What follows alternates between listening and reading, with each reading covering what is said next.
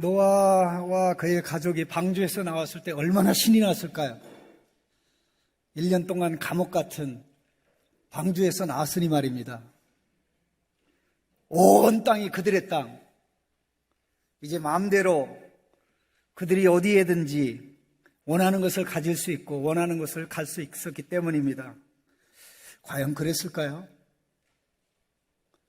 홍수가 한번 지나가면 어떤 일이 있습니까? 물이 집안에 들어오면 대청소하려면 맨날 며칠 가야 됩니다. 온 지구를 덮었던, 물론 사람들이 사는 곳이겠죠. 덮었던 홍수가 150일 이상 있었고 또 1년이 지났지만 그들이 나와서 할 일은 어마어마하게 많았을 것입니다. 근데 노아는 방주에서 나오자마자 이것저것 땅을 소유하게 된 기쁨, 또 살아남게 된 감격, 이런 것들을 다 뒤로하고 하나님 앞에 제단을 세웠습니다. 여호와 하나님께 제단을 세운 것은 인류 역사상 최초의 역사적인 사건입니다. 여호와 하나님의 이름을 부르는 아담의 경건한 자손들도 제단을 세운 적이 없었습니다. 더 나아가서 가인과 아벨조차 하나님께 제단을 세워서 하나님께 희생제물을 드렸다는 기록이 등장하지 않습니다. 그런데 노아는 인류 역사상 처음으로 방주에서 나와서 번제를 하나님께 드렸습니다. 번제 역시 인류 역사상 노아가 가장 처음으로 한 것입니다. 왜 제단을 쌓고 번제를 드렸을까요? 너무 감사 감격해서 그렇게 한 것입니다. 죽어 마땅한데 자신과 가족을 살려주셨습니다. 자신과 가족만 살려주신 것이 아니라 이제 새로운 세계를 시작할 수 있도록 모든 짐승들, 땅의 짐승들 가운데 정결한 짐승 7쌍씩, 부정한 짐승 2쌍씩 다 살려주셨습니다. 그걸 생각하니 어찌 감사와 감격 가운데 제단을 쌓으며 번제를 드리지 않을 수가 있겠습니까? 그 누가 하나님께 감사하고 가인이나 아벨이 1년 농사 혹은 목축을 끝난 다음에 하나님께 감사 예물을 드리는 것보다 더 의미가 있고 더 가치 있는 것이 바로 노아가 제단을 쌓고 하나님께 번제를 드린 것입니다. 번제는 감사의 표현이면서 동시에 헌신의 고백입니다.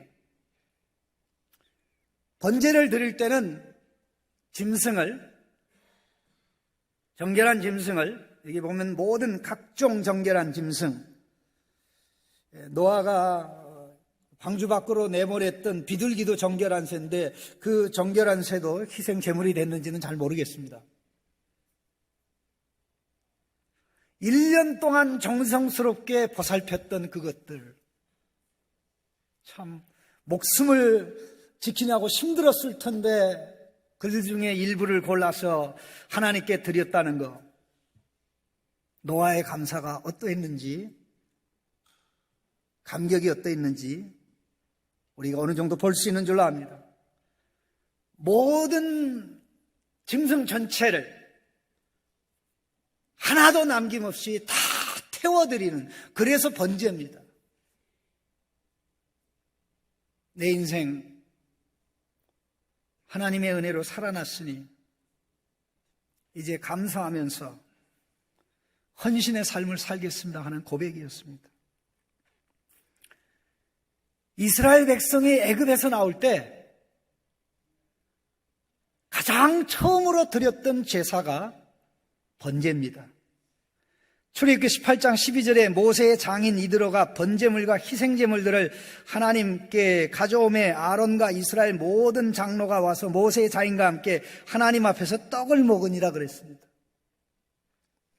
여호와 하나님께서 시내 산에 나타나 그들에게 십계명을 주시고 말씀하실 때 모세가 시내 산 아래 제단을 쌓고 12지파대로 숫자대로 12기둥을 세우고 이스라엘 온 자손의 청년들을 통해서 소를 번제와 화목제물로 드렸습니다. 그래서 항상 제물 중에 1번 타자는 번제입니다. 레위기에 보면 5대 희생 제사가 나옵니다. 이 5대 희생 제사 가운데 제일 먼저 나오는 것이 번제입니다. 구원의 은혜에 대한 감사와 그 감사하는 삶을 헌신하는 삶을 통해서 표현하겠다는 그 고백이 번제입니다. 내가 가진 모든 것, 내 인생 전부 하나님의 은혜로 말미암아 구원을 받았으니 이제 하나님이 원하는 삶을 살겠습니다. 노아가 방주를 만들기 위해서 순종하고 방주 안에 들어가서 순종하고 방주에 금방 뛰어나올 수도 있었지만은 하나님이 나오라고 하지 않았기 때문에 계속 기다리면서 있다가 마침내 하나님이 나오라고 하니까 나와서 이와 같은 제물을 드렸던 것입니다. 우리에게 마음속에 가장 먼저 일어나야 될 것이 감사고 그 감사는 우리의 헌신을 통해서 표현되어야 될 줄로 믿습니다. 이렇게 번제물을 하나님께 드릴 때 우리 하나님께서는 향기를 받으셨습니다. 21절에 여호와께서 그 향기를 받으시고 그 중심에 이르시되 여호와께서 노아의 번제를 받고 기뻐하셨지만 마음에 결심하신 바가 그 중심에 이르셨다는 것은 아직 이 말씀을 노아에게는 하지 않았다는 것입니다. 물론 9장에 가보면 바로 이 말씀을 반영하기 때문에 나중에는 분명히 노아에게 하셨을 것입니다. 그러기 때문에 오늘 성경에 있는 것입니다. 내가 다시는 사람 때문에 땅을 저주하지 않겠다고 그랬습니다. 아담이 선악과를 따먹으니 하나님이 땅을 저주했습니다. 가인이 아벨을 죽이니 하나님께서 또 다시 한번 저주하셨습니다. 그리고 노아 때 많은 경건한 사람들이 가인의 후손들의 죄악된 길을 감으로 말미암아 하나님이 땅을 저주하여 땅에 있는 모든 사람과 짐승들을 심지어는 기어다니는 곤충까지 하나님께서 다 심판하셨습니다. 노아의 가족 8명만 살아남았습니다.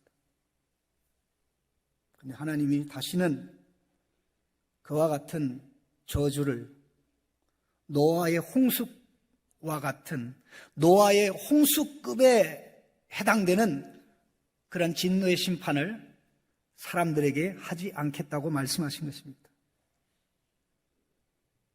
왜 하나님이 그런 말씀을 하셨습니까? 그 이유는 사람들이 다 제거돼서 사람들이 다 심판받아 노아 홍수 때 심판받은 모든 사람들은 죽는 순간 지옥으로 떨어졌습니다. 지옥으로 떨어졌습니다.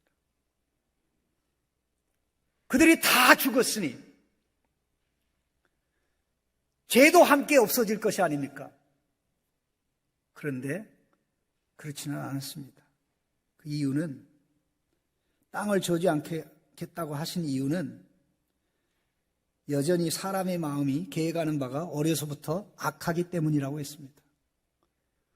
여기서 말씀하는 사람은 이미 죽어서 없어진 지옥에 떨어진 사람들을 가르치지 않습니다. 지금 살아남아 있는 노아의 8 식구를 말하는 것입니다. 히브리어 원문을 읽어보면 그 아담의 마음이 계획하는 바가 어려서부터 악함이라. 이 말씀은 홍수로 없어진 심판을 받아 지옥에 떨어진 사람들에 대해서 하나님이 말씀할 때 창세기 6장 5절에 하신 말씀하고 같은 말씀이라는 것을 기억해야 됩니다. 6장 5절에 여호와께서 사람의 죄악이 세상의 가득함과 그의 마음으로 생각하는 모든 계획이 항상 악할 뿐임을 보시고 노아의 8가족이 다 구원받았지만 그들이 방주에서 들어가 구원을 받았지만 그럼에도 불구하고 아직 그들은 죄로부터 구원받지 못했다는 것입니다. 그들이 홍수의 심판을 면할 수는 있었지만 아직 그들 속에 있는 죄악으로부터는 구원을 받지 못했다는 것입니다. 여기에 굉장히 중요한 진리가 있습니다. 노아가 그의 가족이 방주에 들어가 심판으로부터 건짐을 받은 것은 죄가 없기 때문이 아닙니다. 하나님의 은혜 때문입니다. 그럼 그 은혜를 입은 노아와 노아의 가족에게 하나님이 요구하시는 것은 무엇일까요? 노아가 하나님께 제단을 쌓고 번제를 드릴 때 그 번제 속에 있던 정신대로 살아가는 것이겠죠. 만약 번제 속에 들어있는 정신대로 살아간다면 그것은 다름이 아니라 이제 심판받아 지옥으로 떨어진 사람들의 삶이 아닌 하나님이 기뻐하고 하나님이 즐거워하고 하나님에게 영광 돌리는 그런 삶일 것입니다. 죄는 심판한다고 없어지는 것이 아닙니다. 우리의 죄는 예수 그리스도를 영접할 때 하나님 앞에서 하나님의 법정에서 과거, 현재, 미래 죽는 순간까지 우리가 실수로 범하게 될 의도하지 않고 범하게 될 모든 죄까지 다 용서되는 것입니다. 그런데 그 죄가 방주 안에서 구원받은 노아의 8가족의 마음속에 어려서부터 있던 죄가 그들 마음속에 있듯이 예수 그리스도의 피공로로 용서받은 저와 여러분의 마음속에도 죄가 여전히 있다는 사실을 알아야 됩니다. 죄를 용서받았으니까 용서받은 죄는 내 안에 없어! 이건 사탄의 소리입니다. 성경의 가르침이 아닙니다. 하나님께서 우리들의 죄를 용서하고 용서하는 것으로 끝나고 우리 안에 있는 죄를 해결해 주시지 않은 채 우리가 죽어서 천당에 갔다고 한번 해봅시다. 아니면 어떤 사람이 죄 용서받고 죄로부터 구원받지 못한 상태로 천당에 갔다고 생각합시다. 그 천당에 가서 뭐 하겠습니까?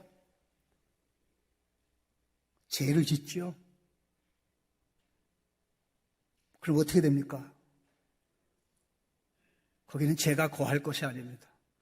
자네 잘못 왔네. 여기 자네 집이 아니야. 쫓겨날 것입니다. 쫓겨날 것입니다. 우리 하나님께서 우리의 죄를 용서하는 것은 우리를 죄로부터 구원하는 일의 첫 번째 단계입니다. 노아를 홍수로부터 구원한 것은 이제 노아의 가족을 통해서 새로운 세상을 열어가는데 노아와 짐승들을 통해서 새로운 세상을 이어가는데 이제 하나님께서 그들의 죄와 허물을 다 용서했으니 하나님 앞에 그들 속에 있는 죄가 노아와 노아의 아들들 속에 있는 죄가 그들을 지배하고 다스리지 못하도록 하나님 도와주세요 하는 마음을 가지기를 하나님 원했던 것입니다. 오늘 참 2분이 세례받고 6분이 세례받을 준비 학습을 받으셨는데요. 베드로전서 3장 21절을 잠깐 보겠습니다. 베드로전서 3장 21절 보시면은요. 이미 읽었던 말씀입니다. 물은 예수 그리스도께서 부활하심으로 말미암아 이제 너희를 구원하는 편이 곧 세례라. 이는 육신의 더러운 것을 제하여 버림이 아니요 하나님을 향한 선한 양심의 간군이라. 물세례 받는 우리는 예수를 믿기에 성령 세례를 받습니다. 성령 세례 받는 것을 물세례를 통해서 표현하는데, 이것은 하나님께서 우리의 죄를 용서하고 우리를 아들로 딸로, 하나님의 아들 딸로 삼으셨다는 겁니다. 그런데 놀라운 사실은 그럼에도 불구하고 육신의 더러운 것이 세례를 통해서 제거되지 않는다는 것입니다. 오히려 세례 받음으로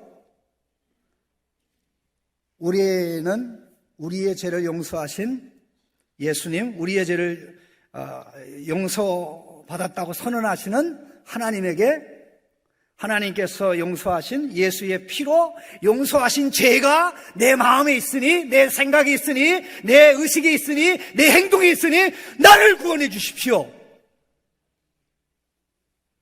하나님을 향한 양심의 간군이라.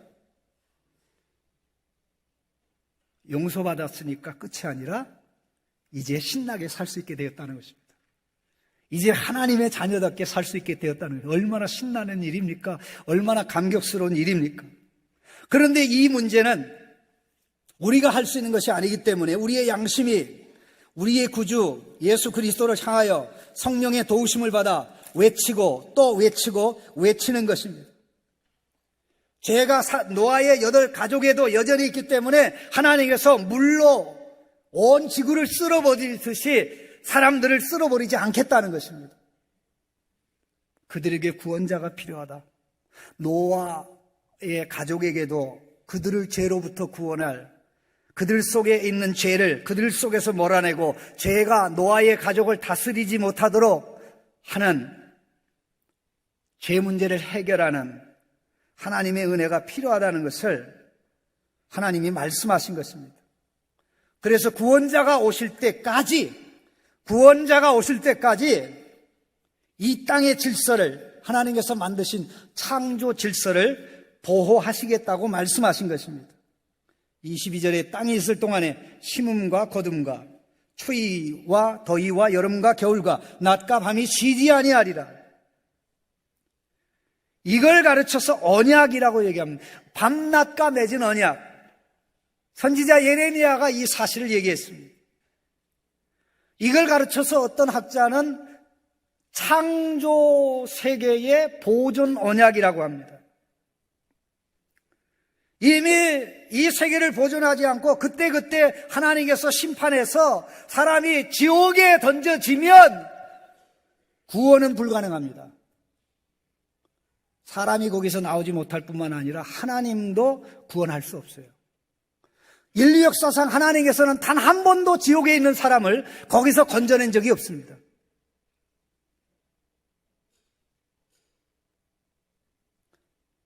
그렇기 때문에 16세기 종교개혁이 일어나게 된 배경에 이 천주교가 면죄부를 팔아서 로마 대성당, 베드로 성당을 짓는데 사용했던 것은 그야말로 사기 중에 사기고 역사에 지워질 수 없는 죄악입니다. 하나님마저도 할 수 없는데 어찌 돈의 액수에 따라 얼마나 빨리 나오는지, 면죄부를 사는데 얼마나 많은 돈을 들이는지 결정됐다고 하는 것은, 그렇게 주장했다는 것은 그야말로 사탄의 소리였습니다. 그렇기 때문에 하나님은 사람들이 이 땅에, 구원받을 사람들이 이 땅에 살아갈 수 있도록 세상의 질서를 보존하고 지키시겠다는 것입니다. 죄가 있음에도 불구하고 태양이 사라지지 않고 달이 사라지지 않고, 한 번 쓰나미가 인도네시아에 몰려오듯이 그런 쓰나미가 계속 주기적으로 한 번은 유럽을 치고 한 번은 아시아를 치고 한 번은 미국 대륙을 치고 그렇게 하지 않는다는 것입니다. 죄가 없어서가 아니라 죄인들을 구원할 기회를 주시기 위해서. 그러니 우리 하나님 얼마나 놀랐습니까? 우리는 죄의 결과로부터 구원받습니다. 그리고 마지막 날 예수님이 재림할 때 죄 자체로부터 구원을 받게 될 것입니다. 우리는 죄 용서 받았지만 우리는 죄의 몸을 가지고 있습니다. 죄 짓는 몸을 가지고 있습니다. 그리고 나아가서 우리는 죄 용서 받았지만 우리의 몸은 아직 죽음을 벗지 못한 죽을 몸입니다. 아직도 죄가 있기 때문에 죽을 몸으로 남아있는 것입니다. 죽을 몸은 우리 몸에서 죄가 완전히 제거될 때 영원히 살아있는 몸으로 바뀌는데 바로 그때가 예수님이 재림하실 때고, 예수님이 재림하실 때 우리 속에 있는 죄악을, 생각 속에 있는 죄악, 감정 속에 있는 죄악, 지체의 행동 속에 있는 죄악, 우리의 신체, 우리의 사상, 우리 전인격의 일부처럼 되어 있는 죄악을 완전히 제거하는 그날이 우리 주님이 재림하시는 그날입니다. 죄를 용서하신 우리 하나님 아버지께서, 아들아, 내가 너를 예수님, 내 아들 예수 때문에 내 죄를 용서하고 너를 아들로 딸로 받아줬지만 너 내심으로 죄와 싸워 못 이겨. 죄와 싸워 이긴 용사가 없어. 죄와 싸워 이긴 문화가 없어. 교양이 없어. 명예와 건세, 돈이 없어. 이 바보 같은 것들이 2050년 되면 영생한다고 나노 기술, 인공지능, 또 엄청난 기술이 발전해서 영생한다고 떠드는데 죄는 나밖에 해결할 자가 없어. 우리 하나님께서 말씀하십니다. 그러니 오늘 이 말씀을 우리가 생각하면서 노아를 방주에 들어가 구원하신 하나님께서 노아에게, 아버지가 그의 이름을 안식의 아들이라는 뜻으로 졌지만 노아에게, 노아야, 너는 궁극적인 의미에서 영원한 안식의 아들, 구원자 예수 그리스도가 필요해. 너도 그 구원자를 기다리며 너 아들과 함께 살아가야 돼. 그 엄청난 말씀을 이걸 통해서 하신 것입니다. 오늘 예배드리는 성도 여러분, 또 세례받고 또 교인이 된 성도 여러분, 우리가 죄 용서 받는다는 게 놀라운 삶의 출발입니다. 이제 죄를 용서하신 아버지, 죄 용서의 근거가 되신 예수님, 그분이 원하는 삶을 살아야 되는데 내게는 자원이 없고 내게는 능력이 없으니 우리의 영혼이 하나님을 향하여, 우리의 선한 양심이 하나님을 향하여 절규하는 것입니다. 세상 사람들이 죄를 짓는 것처럼 나도 죄를 지을 수밖에 없는데 나의 죄를 해결하실 분은 주님밖에, 구원자 예수님밖에 없으니, 죄를 극복하도록 돕는 성령님을 주셨으니 날마다 주님과 동행하면서 예수님의 피로 죄와 싸워 이기는 아들, 딸로 살게 도와주세요. 얼마나 감사합니까? 얼마나 감격이 있습니까? 이런 감격으로 나가는 성도님들이 되시기를 주님의 이름으로 축원합니다. 하나님, 기도합니다. 우리는 죄 용서 받았으니 죄는 다 해결된 거야 라고 생각할 때가 많습니다. 방주에서 나온 노아와 그 가족에게 하나님은 결국 아직도 너희 속에 죄가 있어. 너희 죄를 내가 해결하고 말 거야. 너희 죄를 내가 정리하고 말 거야. 죄가 너희를 지배하고 다스리지 못하게 내가 마침내 구주, 구원자, 내 아들 예수 그리스도를 보낼 거야 말씀하신 하나님. 마침내 예수님이 오셔서 우리를 구원하셨고 구원하고 계시오니 용서받은 것으로 만족하지 말고 그 죄가 다스리지 못하도록 하나님께 절규하면서 성령 하나님의 도움을 받으면서 죄와 싸워 이기는 멋진 아들, 딸들 되게 하여 주옵소서. 예수님의 이름으로 기도합니다.